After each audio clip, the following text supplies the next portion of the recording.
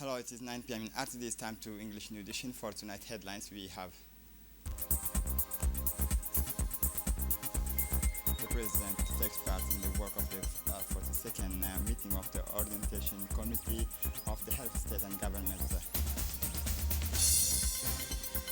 A consultation meeting was held at Djibouti Chamber of Commerce with the country's economic operator.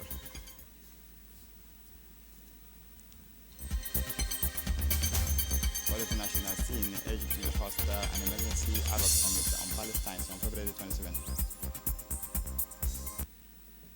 Welcome to our newsroom. The President of the Republic, His Excellency Ismail Omar Guelleh, took part this afternoon by video conference in the work of the 42nd summit meeting of the ODA-NEPAD Head of State and Government Steering Committee.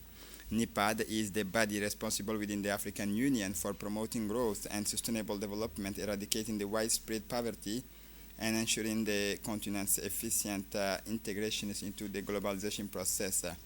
This NEPAD plenary meetings comes ahead of the 38th ordinary meeting of the African Head of State and Government. During this meeting, the leaders put in place a 10-year plan to guide Africa's development program.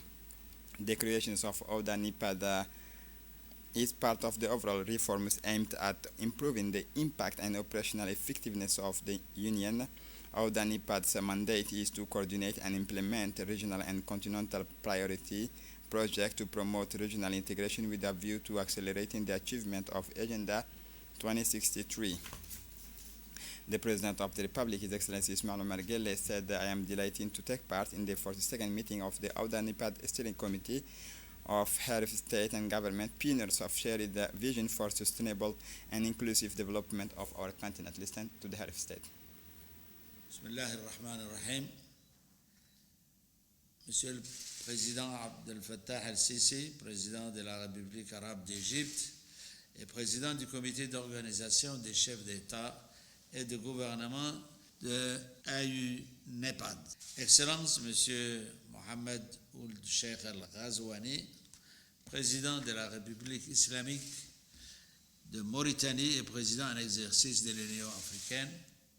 Excellence, Monsieur Moussa Faki Mahamat, Président de la Commission de l'Union africaine, Madame la Secrétaire exécutive de l'AU-NEPAD, Mesdames et Messieurs, Assalamu alaikum wa rahmatullah. C'est avec joie que je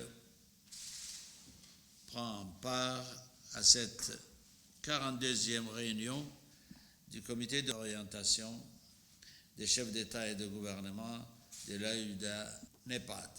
Ladies and gentlemen, I am delighted to be taking part in this 42nd meeting of the ODA-NEPAD Steering Committee of Heads of State and Governments, pioneers of a shared vision for the sustainable and inclusive development of our continent.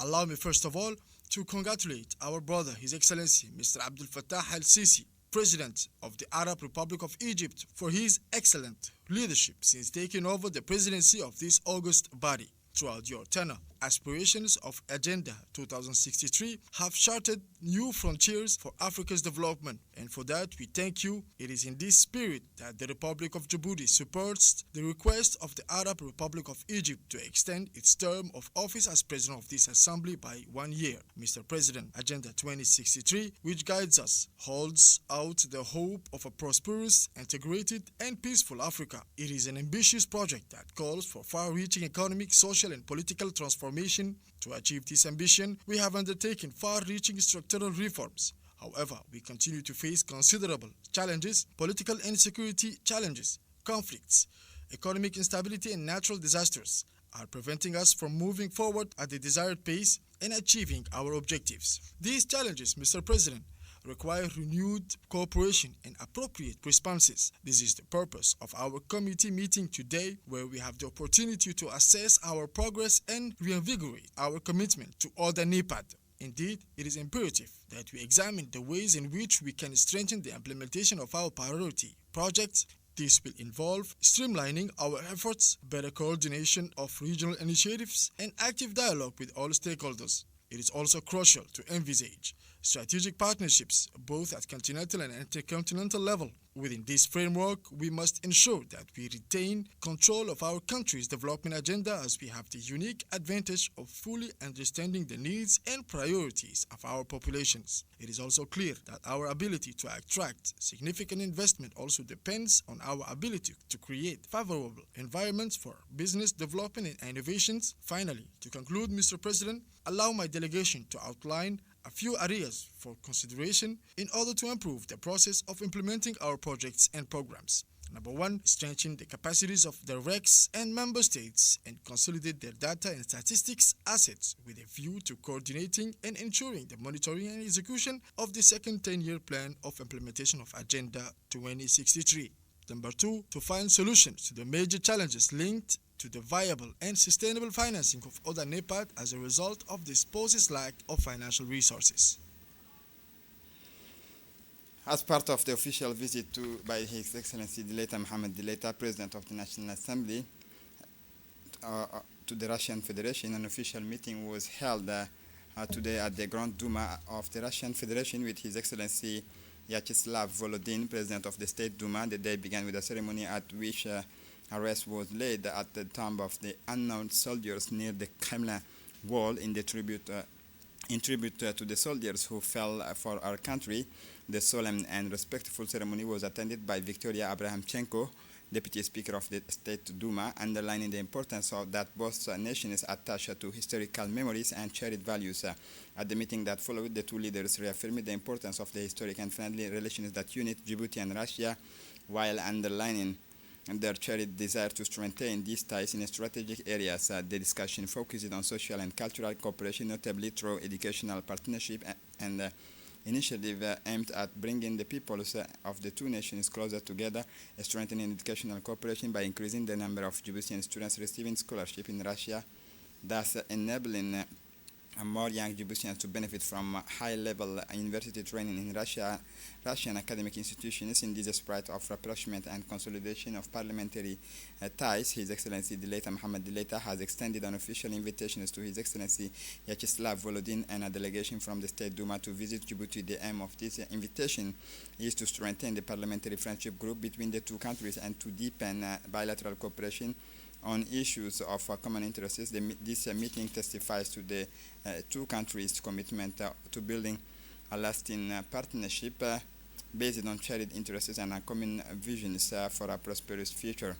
It also marks an important stage in parliamentary diplomacy between Djibouti and Russia, underlining the role of the legislative institutions in bringing peoples closer together and developing international cooperation.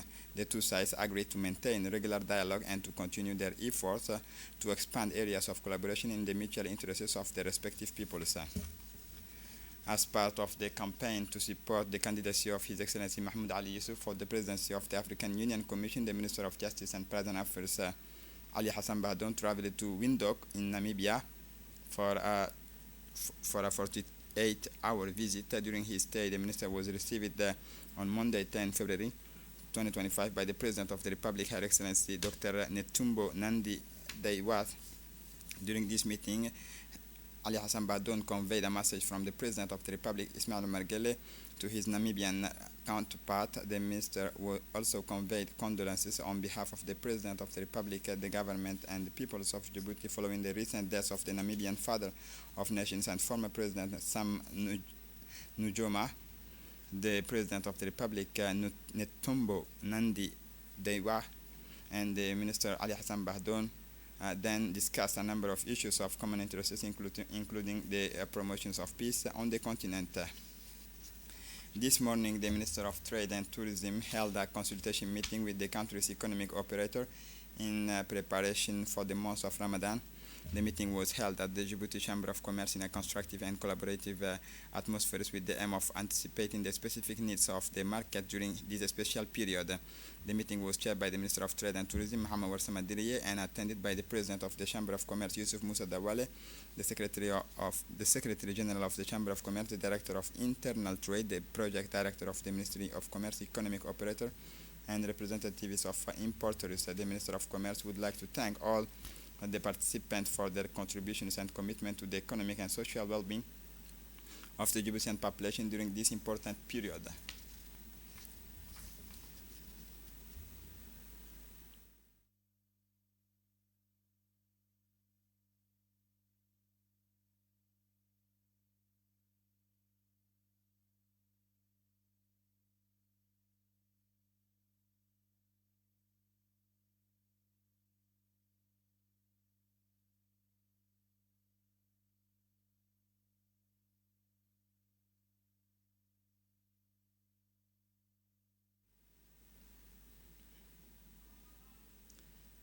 For his part, the president of the Chamber of Commerce, Yusuf Musa Dawale, said that the main objectives of this meeting was to coordinate the efforts of the various economic players in order to guarantee optimum availability of essential products while ensuring affordable prices for consumers. Discussions focus on the measures to be put in place to ensure a stable and regular supply of everyday consumer goods, particularly essential foodstuffs.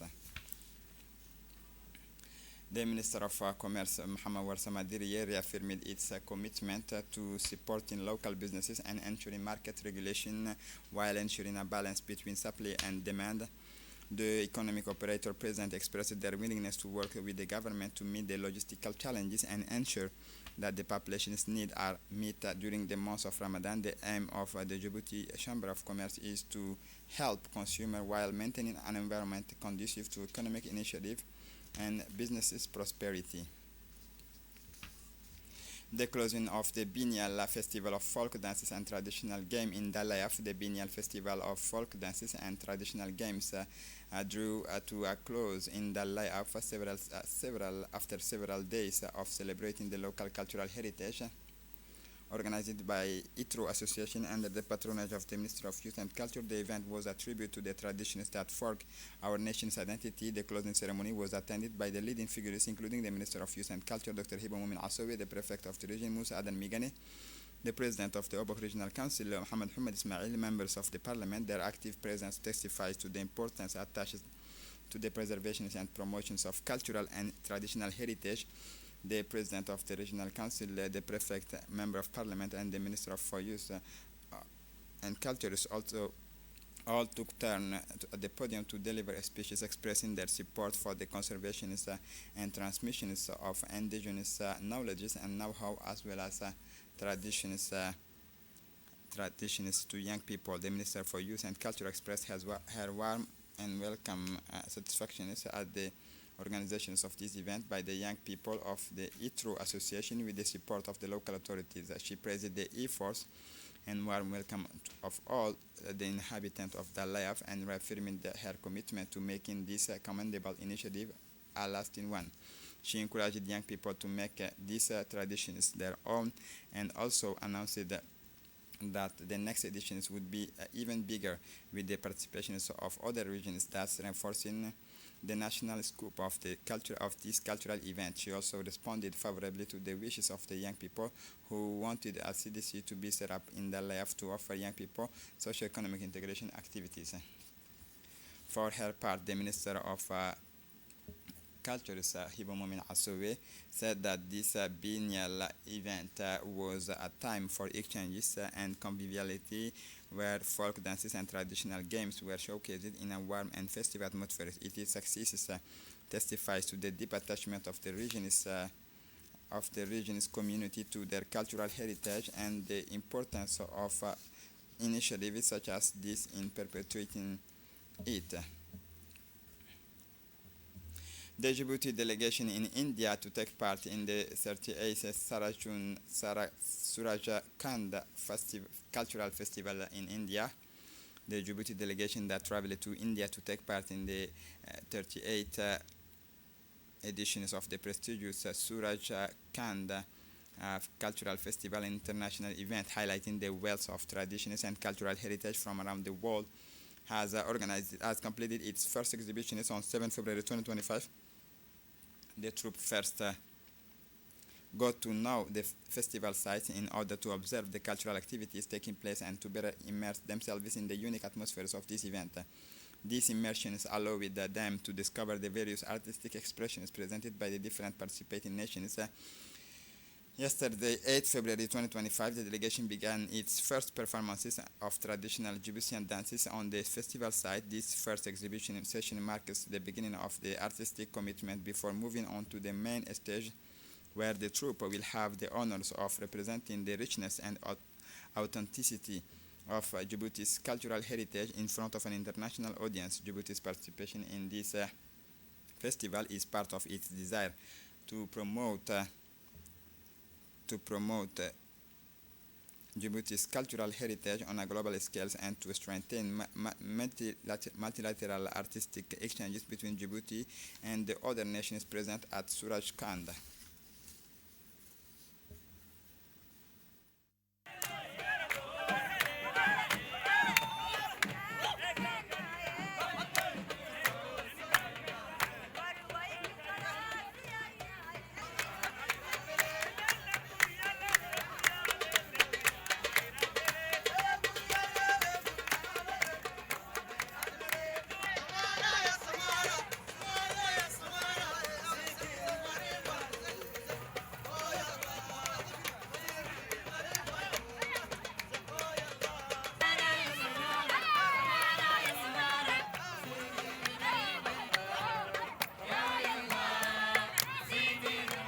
قاعد yahay oo maxay maanta magaalo madaxda Hindiya ku sugan. This Saturday, the MENFOP Regional Inspectorate in Tajura, in collaboration with the OIF organizations of the Francophonie and the RAR Association in Rwanda, organized and hosted the final of the competitions, which was launched a few months ago, was attended by pupils from several secondary schools in the Tajura region. It is worth noting that the regional education authorities and the director of OIF, Dr. Yutova, came to Rwanda in person to attend this regional final. This initiative also brought together a large number of personalities, including school heads, headmasters, educational advisors, local councillors, and representatives of partner associations, in addition to the teaching teams. The four finalists from the College of Rwanda, Adailub, Dora, and Dugum, each presented a story. The eminent members of the jury assessed these performances before deliberating and announcing the result.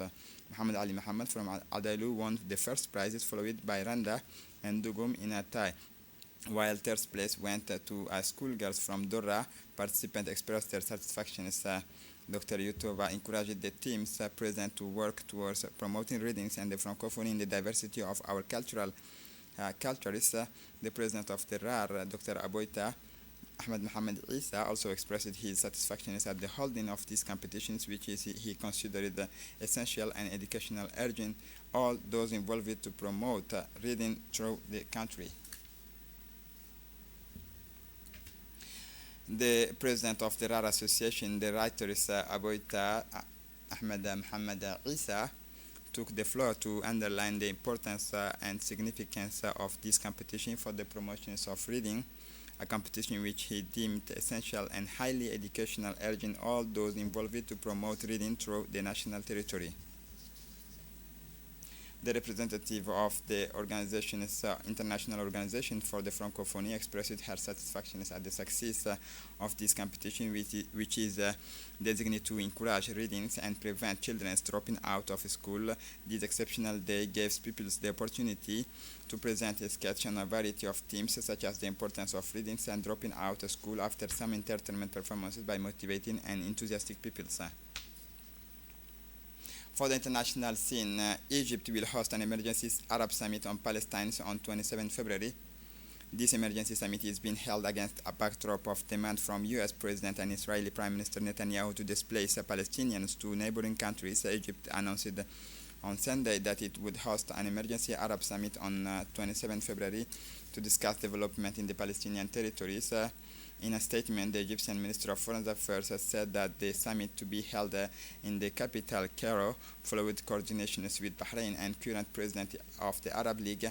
The decision to hold this summit was taken after consultations and coordination at the highest level between Egypt and the sister Arab countries over the past few days, including the state of Palestine.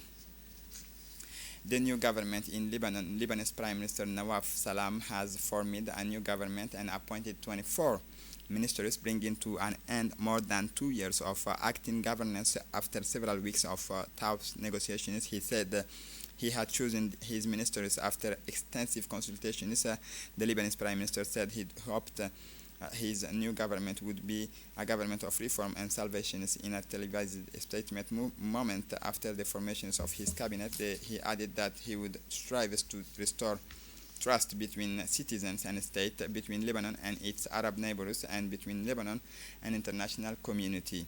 The new government comprises 24 members, including 5 women, compared to just one in the previous cabinet, as well as well-known figures such as Ghassan Salameh, the former UN envoy to Libya, who has been appointed to the post of Cultures Minister. Yacine Jabir, a former economy minister, has been appointed finance minister. And to close up this edition, regulating international artificial intelligence, a global challenge is under discussion in Paris. Today, Monday, 10 February, Paris is hosting an international summit on artificial intelligence, bringing together political leaders, experts, and figures from the tech industry. The aim is to provide a framework for the development of this rapidly expanding technology while preserving its potential for innovation. President Emmanuel Macron and Indian Prime Minister Narendra Modi are co-chairing this event, which will be attended by a number of high-profile representatives: U.S. Vice President J.D. Vance, Chinese Vice Ministers Deng Xijun, and European Commission's President Ursula von der Leyen. Also present are industry leaders such as Sam Altman, Open Artificial Intelligence, Sundar Pichai, Google, and Brad Smith, Microsoft. One of the major challenges of the summit is to prevent artificial intelligence from becoming a simple race for powers between major nations and multinational. But France is keen to go further and extend the discussions beyond the single issues of security by tackling subjects such as the future of work, the environment, and inclusiveness. And this is it for the news. Thanks for watching us. Have a good evening.